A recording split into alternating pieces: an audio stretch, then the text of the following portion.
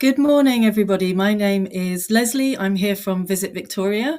Thank you so much for joining today. I'm really excited to be able to share a bit of an overview on Melbourne and Victoria and why your clients would like to visit our state, as well as a bit of an update on some of our luxury product.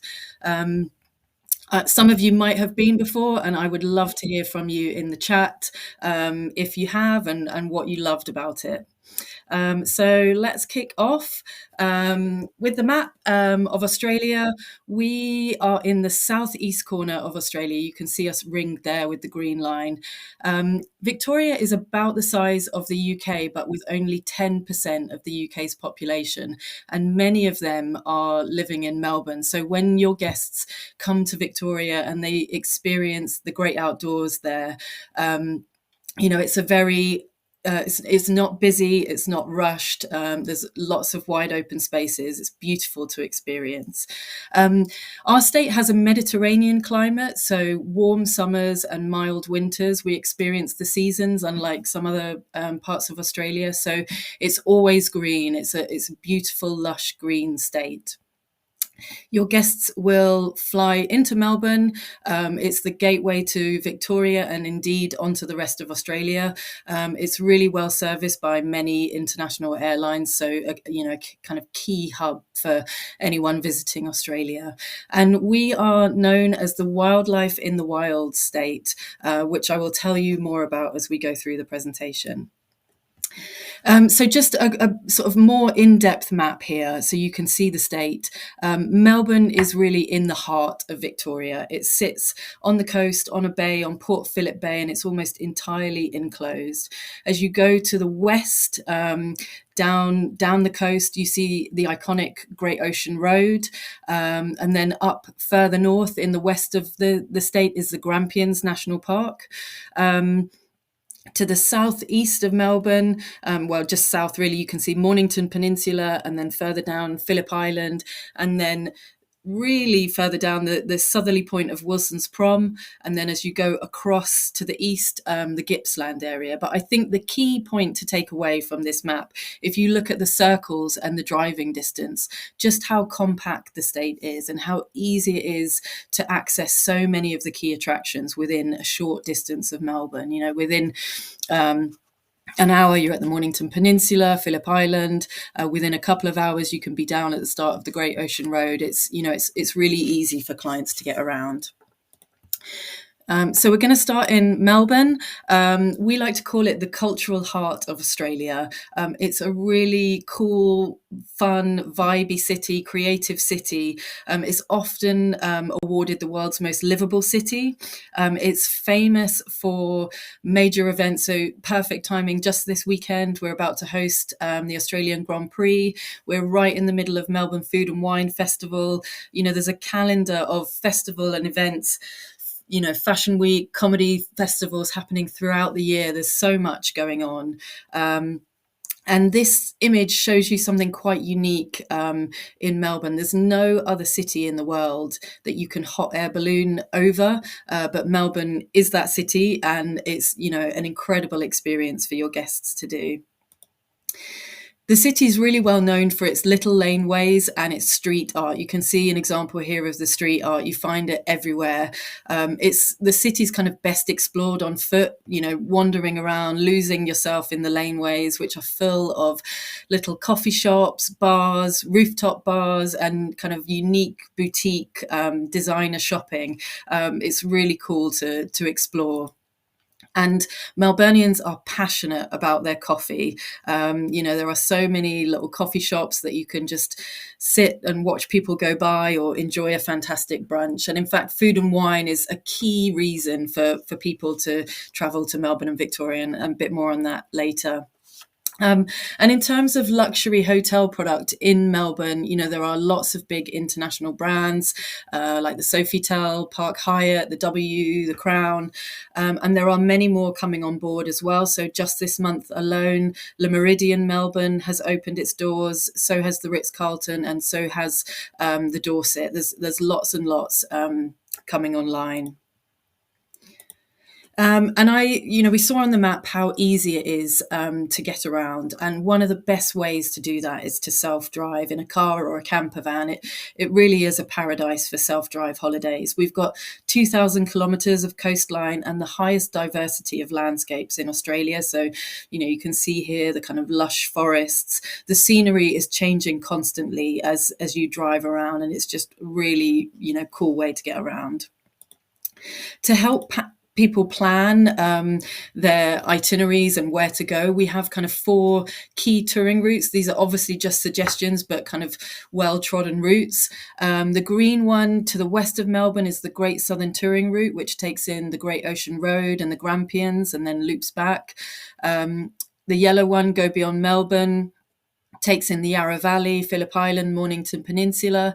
And then we have the Sydney-Melbourne touring routes, which obviously connect Victoria to New South Wales. And you can do that either on the coast or inland on the Heritage Drive.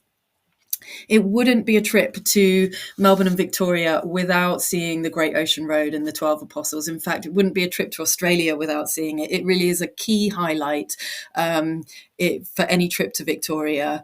You can drive the Great Ocean Road. It's, stunningly beautiful. There are parts that you can actually walk down onto the beaches. But if you do have luxury clients, why not suggest a helicopter ride over the Great Ocean Road and the 12 Apostles? It's a beautiful stretch of coastline, and that's a great way to see it. Phillip Island is another kind of key highlight in Victoria, home to the largest little penguin colony in the world. So every night you can watch the penguin parade and see the little penguins waddle up from the ocean to their burrows. It's just so cute and such an amazing thing to see. Then some of the kind of nature and great outdoors experiences. So the Grampians National Park to the west of Melbourne, the new Grampians Peak Trail. There's a 100-mile long hiking trail. You don't have to do the whole 100 miles, but you can see here, the scenery is just completely different, kind of rugged mountains, and a great chance to be in the great outdoors. Gippsland to the east of Melbourne. This area is famous for 90 Mile Beach, as it sounds, a huge stretch of beautiful long white beach, which kind of backs onto the Gippsland Lakes, which is Australia's largest system of inland lakes and waterways. So a beautiful kind of, nature wildlife experience away from the crowds. You can explore on boat or, lots of hiking opportunities. And then Wilson's Prom. So we saw on the map Australia's most southerly point. Again, an incredible kind of nature destination, and one of the places where you're almost guaranteed to see wombats every night. And again, in regional Victoria, lots of, amazing luxury hotels. Some you might be familiar with, like the Jackalope and the Daylesford, and then other new ones, the Intercontinental, which came on board last year, and then Hotel Vera in Ballarat is a new boutique one that's literally just opened, and Helen and Joey's coming to the Yarra Valley later this year. So lots of options for your clients. And I mentioned before that we are the wildlife in the wild state. So Victoria only makes up 3% of Australia's land mass, but it's home to 30% of Australia's wildlife. So many species in a condensed area. We've talked about the penguins on Phillip Island, the wombats on Wilson's Prom, but a great place to see koalas is in the Great Otway National Park. Kangaroos up in Hall's Gap in the Grampians, and even the chance to see the elusive platypus on Lake Elizabeth. You can paddle on the lake, and it's just a beautiful experience.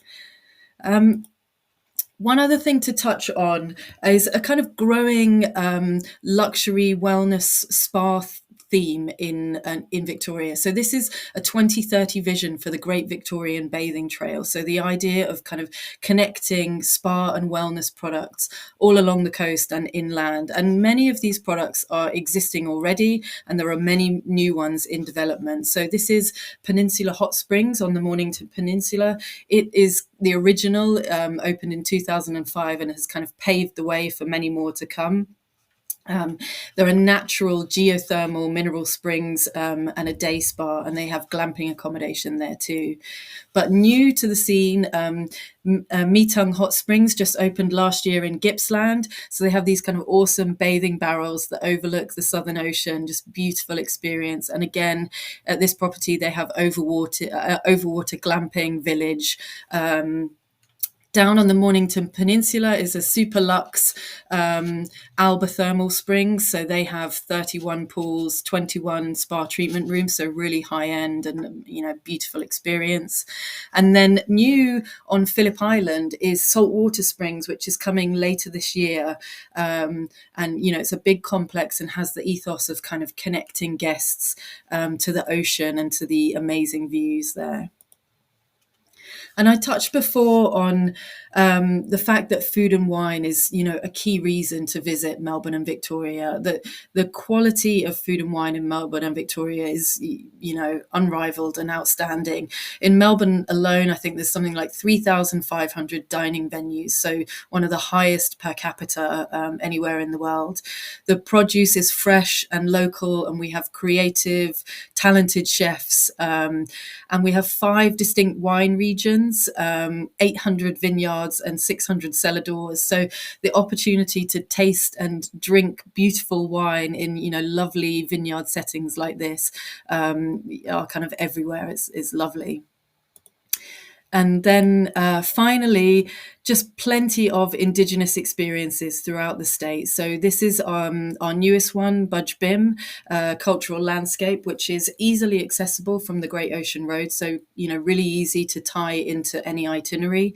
And it's the it's the only UNESCO World Heritage Site in Australia, which is entirely dedicated to Aboriginal culture. So really special and really worth a visit. And that brings me to the end of a very quick whistle-stop tour of Melbourne and Victoria. Please do, get in touch if you have any questions. Follow us on social for more updates. I can see someone in the chat saying the best flat whites. Yeah, not too many people visit. Um, In terms of key touring routes, obviously the longer you have, the better. But I think if people, we'd always say a couple of days in Melbourne before you head off. If people can do kind of up to 2 weeks would be amazing, but if they can do 7 to 10 days, they would get a really good feel of the destination within that time too. Naomi, such a cool city. I love it there. That's great. Lots of people loving the coffee and the penguins. Yeah, the spas are incredible and look amazing. But any more questions, please, let me know. I'm more than happy to answer in our in the partner rooms. So thank you very much.